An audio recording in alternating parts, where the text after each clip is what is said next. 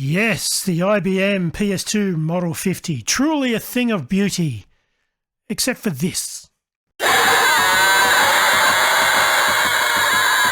Mine is this type, this model, and this useful.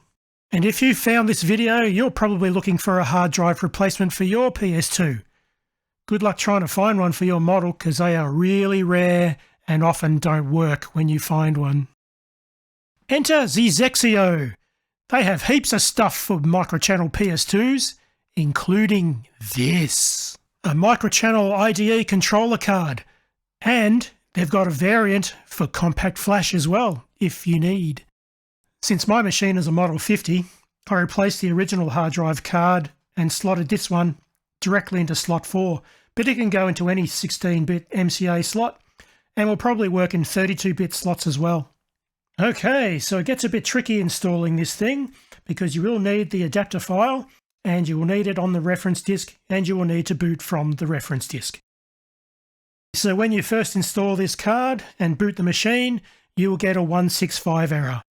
This is because the configuration of the machine has changed. The 165 error means you need to run the reference disk. Now to do that with this card installed, it gets a bit complicated. Normally with PS2s, the device will ask you to insert a disk into drive A and press F1 with a nice little graphic. In this case, you probably won't get that. You'll get the 165 and a flashing cursor. You might think the machine is frozen, but no, don't panic. You can still press F1 and the reference disk will boot. Alrighty, now the machine's going to complain about the configuration change. Just run automatic configuration and you're good. With the card installed and the reference disk set up with the system, this is what happens when you boot with your new IDE drive. As you can see, I've got a Quantum Fireball installed with PC-DOS.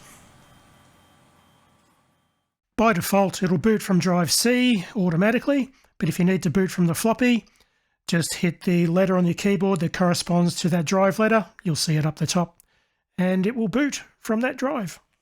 If you feel the urge to update the BIOS on this, don't. You can see there that it says PS2, so this BIOS is modified for the PS2, and if you override it, well, it's not going to work anymore.